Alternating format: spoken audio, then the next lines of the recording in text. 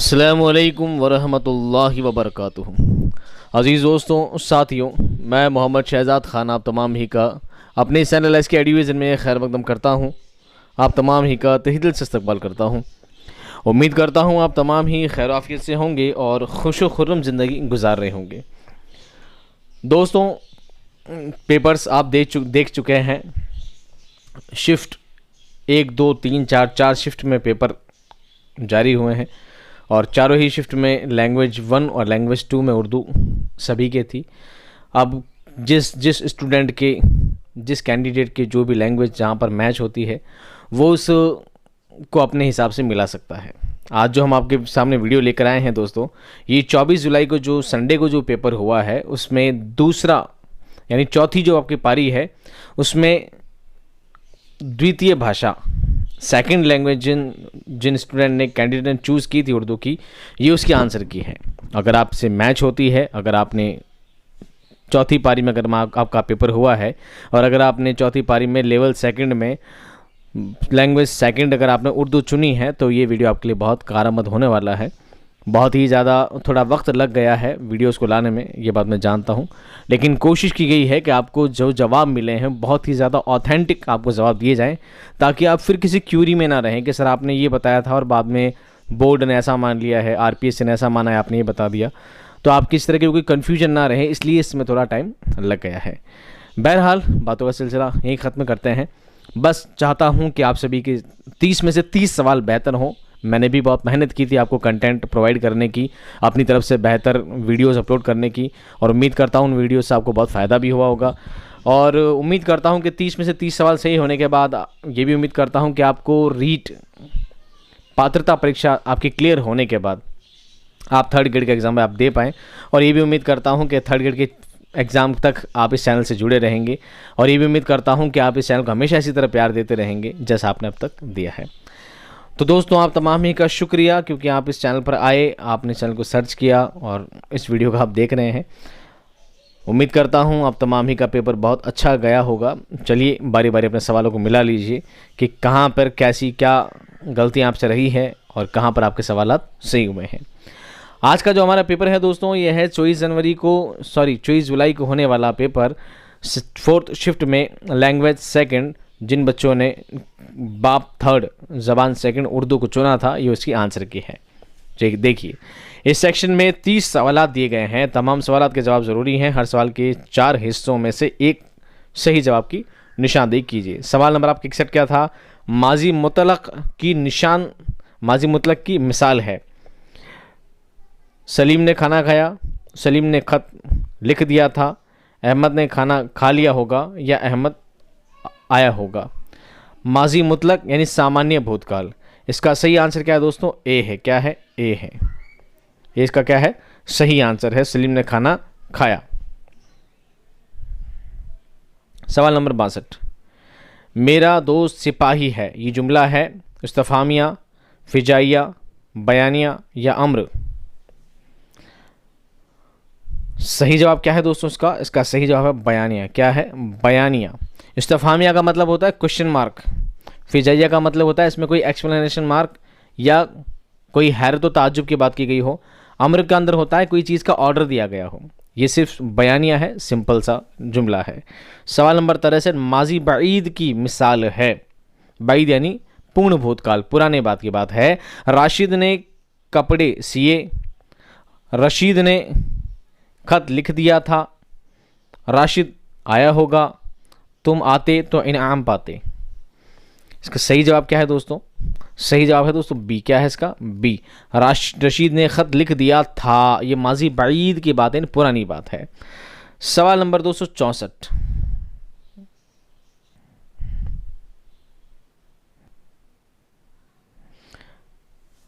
हामिद बहुत शरीर है। शरीर का मतलब शरारती है। किस फ़ैल की किस्म है?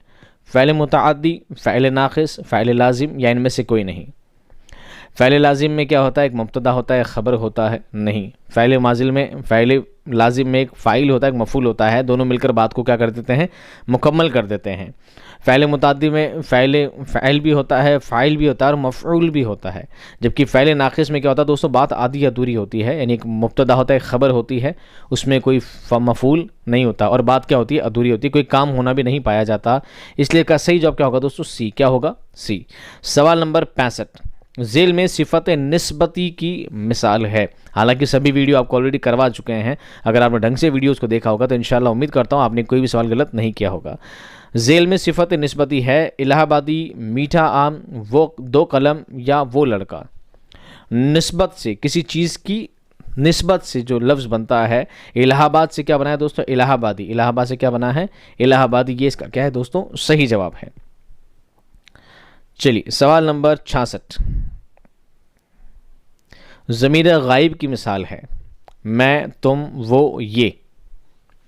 गायब मैं ज़मीर मुतकल्लिम है, तुम ज़मीर हाजिर है, ये ज़मीर इशारा है और वो क्या है, ज़मीर गायब है। सही जवाब क्या होगा दोस्तों, सी। क्या होगा, सी। अलम की जमा है, उलूम, अलाम, आलाम या इल्हाम। सही जवाब क्या है दोस्तों, आलाम। क्या है, आलाम। सवाल नंबर 68, इंसान का मुतज़ाद है, जिन्नात, हैवान, आलिम या जवान।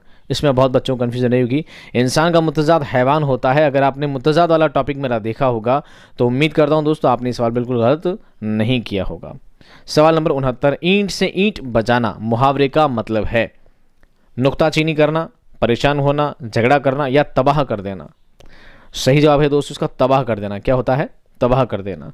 सवाल नंबर 70, ज़रबुल मिस्ल, बड़े बोल का सर नीचा का मतलब है, जाहिल को समझाना, घमंडी को जलील होना पड़ता है, बेवजह झगड़ा करना या कभी माला माल कभी मोहताज।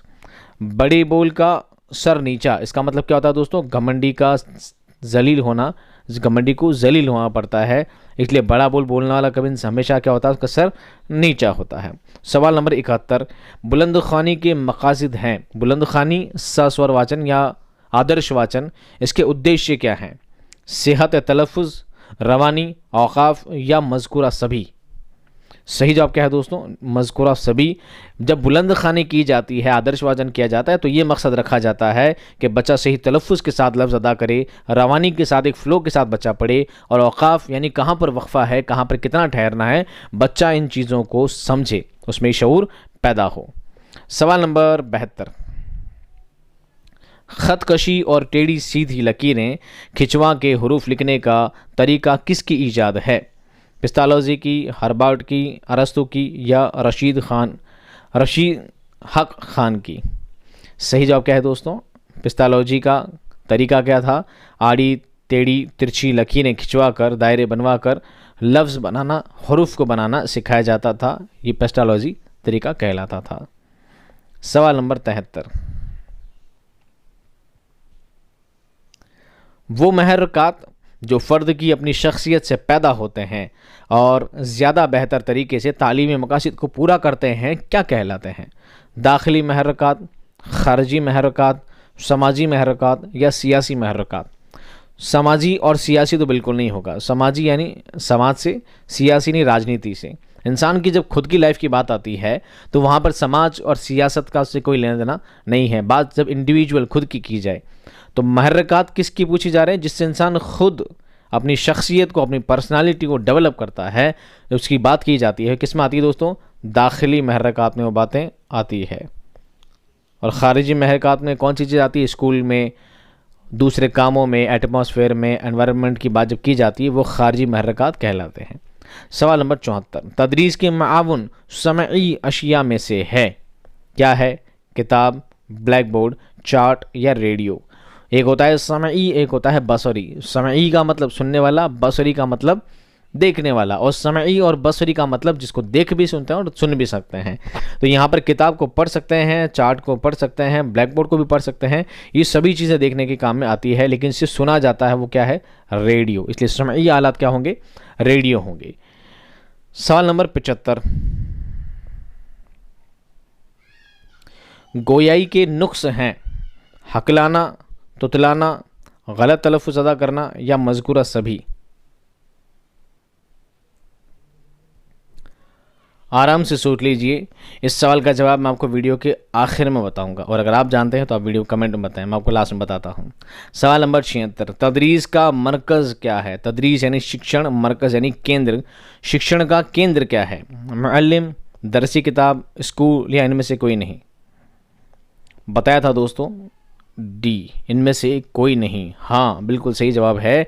तदरीस का जो मरकज़ है, शिक्षण का जो केंद्र है, वो कौन है? मुअल्लिम नहीं है बल्कि मुतअल्लिम है। कौन है? मुतअल्लिम है, स्टूडेंट है, छात्र है। छात्र के लिए ही तदरीस की जाती है। अगर छात्र नहीं है तो तदरीस का कोई वजूद नहीं है। इसलिए सही जवाब क्या है दोस्तों? इनमें से कोई नहीं। तदरीस का मरकज़ इन चारों में से, तीनों में से कोई भी नहीं है।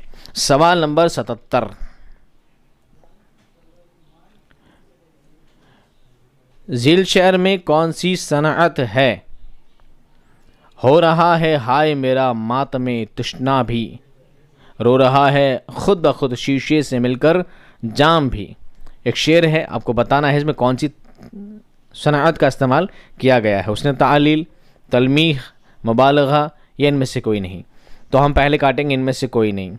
तलमीह क्यों काटेंगे? क्योंकि ऐसा लफ्ज़ नहीं आया है जिससे कोई पुराने किस्से वाक़यात का पता लगता है, तो तलमीह भी क्या करते हैं? तो काट देते हैं। अब बचता है मुबालगा और हुस्न तालील। मुबालगा का मतलब होता है किसी बात को बहुत ज़्यादा बड़ा चढ़ा कर कहना। ऐसा भी इसमें कोई मामला नहीं पाया जाता है। इसलिए इसका सही जवाब क्या है दोस्तों? हुस्न तालील। ये तो रहा आपका कॉन्सेप्ट। अब आप कहेंगे सर ऐसा क्यों? तो जवाब जान लीजिए। हो रहा है हाय मेरा मातमे तृष्णा भी, रो रहा है खुद ब खुद शीशे से मिलकर जाम भी। कहने से मतलब क्या है? कहने से मुराद दोस्तों ये है, हुस्न तालील का मतलब दोस्तों होता है कि काम का होना लाजमी है। काम तो हो रहा है लेकिन शायर ने काम की वजह वो नहीं बताकर एक अच्छी वजह, एक नई वजह उसकी बताई है, जो कि वजह असल में उसकी नहीं है, लेकिन काम का होना लाजमी है। यहाँ पर शायर क्या कहता है? हो रहा है मेरा मातम तृष्णा भी, प्यास का भी मातम हो रहा है, रो रहा है खुद ब खुद शीशे से मिलकर जाम भी। जाम कह सकते हैं शराब को, वो शराब जो गिलास में भरी होती है, जब उसका कुछ घूंट पिए जाते हैं तो आपको पता होगा कि उसका कुछ कतरा, शराब ने आपने चाय पी होगी तो पता होगा उसका कतरा क्या होता है, उसकी किनार से बहकर धीरे धीरे नीचे उतर रहा होता है। एक एक बूंद बह रही होती है, तो ऐसा लगता है जैसे मान लो गिलास रो रहा है, गिलास रो रहा है। तो ये ऐसा होना तो लाजमी है, ऐसा होता है। लेकिन शायर ने इसकी अच्छी वजह बताई है। वो तो ये कहना चाहता है जैसे मेरे मातम हो रहा है, मेरी प्यास का मातम हो रहा है, इसलिए वजह अलग बताना क्या कहलाता है? उसने तालील कहलाता है। अगला सवाल देखें दोस्तों, सवाल नंबर 78, झील में कौन सी सनअत है? वाक़यात तूर से मिलता है ये पैगाम भी, उसका जलवा ख़ास भी है, उसका जलवा आम भी। मुबालगा, तलमीह, तशबीह या इनमें से कोई नहीं? बहुत आसान है। वाक़यात तूर, और तूर किसकी बात की गई दोस्तों? कोहे तूर की बात की गई। किसकी बात की गई है? कोहे तूर की बात की गई है। कोहे तूर कौन सी पहाड़ी का नाम है? जहाँ पर मूसा अलैहिस्सलातु वस्सलाम तशरीफ़ लेकर गए थे, उसके बारे में बात की गई है। और जब किसी लफ्ज़ से पता लग जाए कि बात कोई पुराने वाक़यात की, किसी कुरानी किस्से की, किसी हदीस की, कोई ऐतिहासिक बात की अगर बात की जाए, तो वहाँ पर सनअत कौन सी होती है दोस्तों? वहाँ पर सनअत होती है तलमीह। कौन सी होती है? तलमीह होती है। सवाल नंबर 79, मतला किसे कहते हैं? गज़ल के पहले शेर को, गज़ल के आखिरी शेर को, गज़ल के दूसरे शेर को, या जिसमें शायर का तखल्लुस लाता है, जिस शेर में शायर अपना तखल्लुस लाता है। तो सही जवाब है दोस्तों इसका ए। क्या है? ए। गज़ल का पहला शेर क्या कहलाता है? मतला कहलाता है। गज़ल का आखिरी शेर मक्ता कहलाता है। गज़ल का दूसरा शेर मतला सानी कहलाता है। और जिस शेर में शायर अपना तखल्लुस इस्तेमाल करता है वो भी मक्ता ही कहलाता है। सख्ता के मानी हैं सबसे कम ठहराओ, ज़रा ज़्यादा ठहराओ, बहुत ज़्यादा ठहराओ, या इनमें से कोई नहीं? पहली बात तो सख्ता किसको कहते हैं दोस्तों? कॉमा। किसको कहते हैं? कॉमा को। तो सही जवाब क्या होगा दोस्तों? ए। सबसे कम ठहराओ। कॉमा ऐसी चीज़ होती है जिस पर इंसान सबसे कम ठहरता है, कंटिन्यू पढ़ता जाता है। अब जो सवाल हैं उससे पहले क्या है? एक पैसेज है, तो पैसेज पढ़ने की जरूरत नहीं है, पैसेज आप पढ़ चुके हैं। हम सीधे सवाल की जानिब ही चलते हैं। सवाल नंबर 81, लफ्ज़ खाकसार के मानी हैं गुरूर, मगरूर, मामूली, इज़्ज़तदार या दौलतमंद? खाकसार का मतलब होता है दोस्तों मामूली। क्या होता है? मामूली। सवाल नंबर 82, बीरबल का ताल्लुक किस बादशाह के दरबार से था? मुग़ल बादशाह अकबर के दरबार से, लोधी बादशाह इब्राहिम, तुगलक बादशाह फ़िरोज़ या खिलजी बादशाह अलाउद्दीन? हर बच्चा इसका जवाब जानता है। सही जवाब क्या है दोस्तों? ए, अकबर बादशाह, मुग़ल बादशाह अकबर के ख़ानदान, उसके दरबार से उनका ताल्लुक़ था। सवाल नंबर 83, ज़माना माजी का जुमला है, माजी यानी पुराना, अतीत का। बीरबल अकबर का दरबारी था, अकबर मशहूर बादशाह है, दरबार में फ़ैसला होगा और वो घर पर ही है। बात अतीत की जाती है, इसलिए सही जवाब क्या होगा दोस्तों? ए। क्या होगा? ए, बीरबल अकबर का दरबारी था। सवाल नंबर 84, अकबर ने कातिल और समझदार आदमी किसको कहा है? बीरबल को कहा है, बीरबल की जगह लेने का दावा करने वाले शख्स को कहा है, ए और बी दोनों से नहीं, या इनमें से कोई नहीं? सही जवाब है दोस्तों उसका बी। क्या है? बी। कंफ्यूज मत होना, ऐसा जवाब क्यों दिया गया, कंफ्यूज होने वाली बात नहीं है। अकबर ने किसे कहा कि तुम समझदार आदमी हो? देखें, पैसेज में चलते हैं, अगर पैसेज आपको पता लग जाए तो। देखिए, ये लिखा, अकबर ने उससे कहा, किससे? उस जो शख्स बीरबल की जगह आने वाला था, अकबर ने उससे कहा, इसमें शक नहीं कि तुम एक काबिल और पढ़े लिखे और समझदार आदमी हो। समझ में आ गई बात? किससे कहा था? उस आदमी से कहा था जो बीरबल की जगह आया था।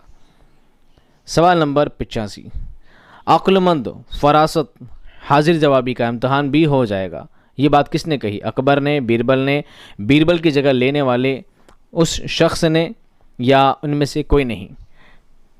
ये बात कही थी दोस्तों अकबर ने। किसने कही थी? अकबर ने। सही जवाब क्या है उसका? ए। क्या है? ए। ऊपर वाले में क्या है? बी।